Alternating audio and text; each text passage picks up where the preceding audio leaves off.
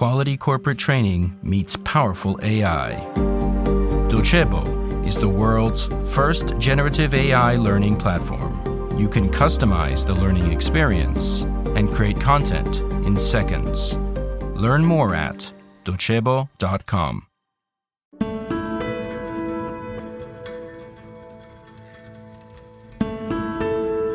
The machine is neither brave nor timid. The machine is just what it is. As unaware as an animal, as uncaring as a god. Humans, on the other hand, are denizens of Middle Earth. We're halfway beast, halfway angel, caught in the struggle between courage and timidity, between security and adventure. When it comes to humanity, it all boils down to a matter of choice. Some of these choices are more important than others, just like the one made by Lieutenant Colonel Stanislav Petrov on the 25th of September 1983. We're in a bunker less than 100 miles from Moscow. On that day, Petrov has taken over the shift from a sick colleague of his. He's monitoring the screens connected to the Soviet satellite system, looking out for any nuclear missile launch coming from the USA. These are years of great tension, with the Cold War just inches away from flaring up into total conflict, of turning into a global thermonuclear war. At 14 minutes past midnight, terror strikes. The system has picked up a missile coming from an American base and en route towards Soviet territory. At this point, another 4 dots appear on the screen as well. There are 5 potential nuclear warheads on their way. The protocol is clear. He needs to contact the Kremlin as soon as possible. However, the lieutenant colonel keeps his head on. He knows only too well the unwritten rule of the Cold War.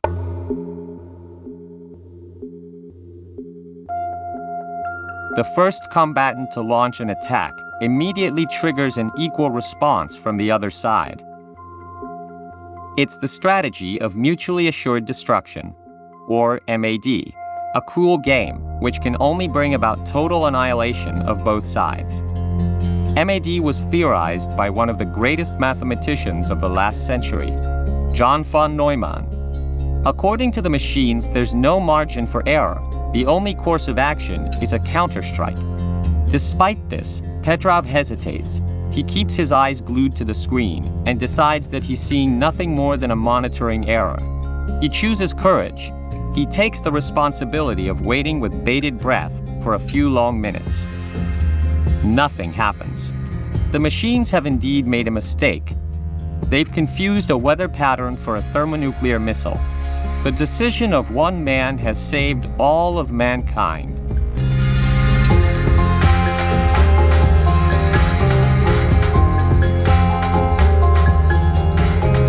I am Guido Brera, and you're listening to Black Box, The Hidden Side of Finance, a podcast by Cora Media, sponsored by Docebo.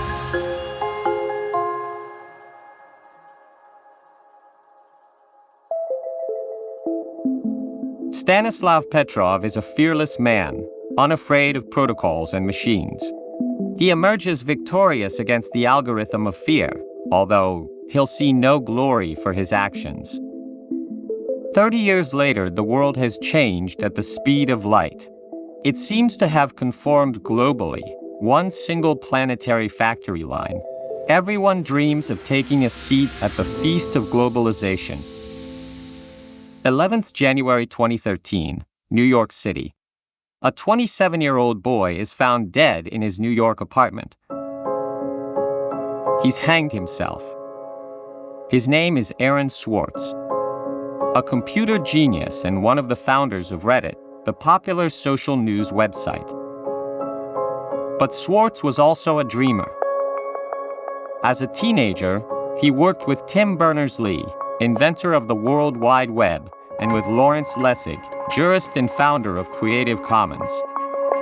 On the tail of his masters, he comes up with a dream, and he transforms it into a battle. His goal is to break the monopolies that are taking control of the web. In his mind, Everyone should be allowed free access to the web and to knowledge.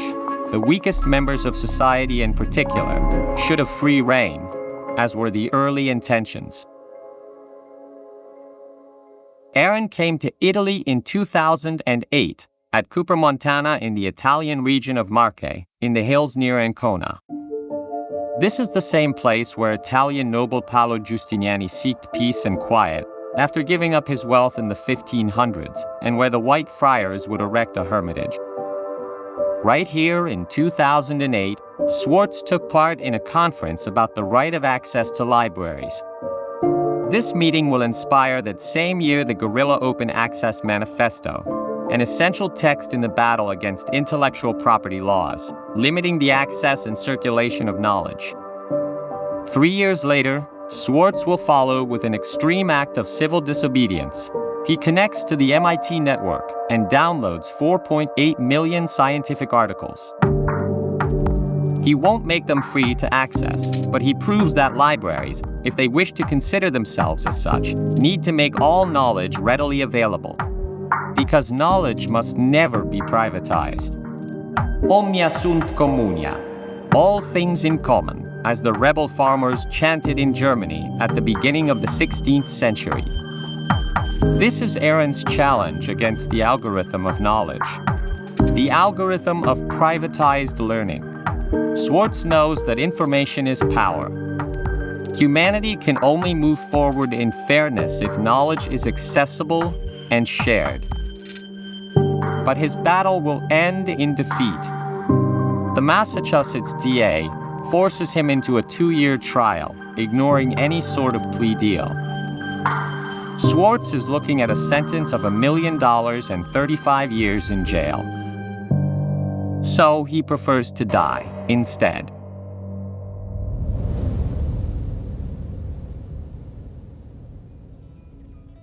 One last time leap to just 1 year ago. If you value intelligence above all other human qualities, you're gonna have a bad time. This phrase is tweeted by not just anyone, but Ilya Sutskever, who helped develop the first software to defeat a human at the ancient Asian strategy game of Go. He was also one of the minds behind the self-teaching method by which a machine plays against itself in order to learn. Sutskever is one of the people to discover so-called generative intelligence and one of the co-founders to OpenAI, the company that developed ChatGPT and is pushing AI further than ever before. In May 2024, he leaves OpenAI following a series of struggles and clashes with the CEO, Sam Altman. The internal politics of the company seem to reflect a vaster conflict, as if they're just the testing ground for everything that we'll see in the years to come. A fight between two factions, that of techno-enthusiasts versus techno-critics. The former supporting unbridled progress, the latter worried about the existential risk for our society and species. Ilya Sutskever is a critic. He's cautious, which doesn't mean that he's cowardly, though. Under further analysis, his resignation and tweet seem to predict the greatest challenge of our time. That for the algorithm of narrative. The battle for what makes us human. The ability to transform knowledge into a production of meaning in stories to share. Good stories, neither intimidating nor intimidated, to gather around for and with which to constantly reinforce our sense of community. We live in the Middle Earth, as we did centuries and millennia ago. But today, the opposing forces in play are ever more powerful and ever more contradictory. Today, we no longer need the strict constraints of storytelling, nor loyal communities of followers. Today, not being shy also means not leaving our story in the hands of machines. Machines that have started to divide us and catalog us on the basis of what we consume. Machines which suggest to us what we want and tell us what we are, and therefore where we're going. Today we need good stories that push back against the sense of inevitability and put everything in new perspectives. Because it's not true that everything has gone the only way possible, nor that it'll continue on precisely as it is now. The future is the object of an open narrative, which we all take part in.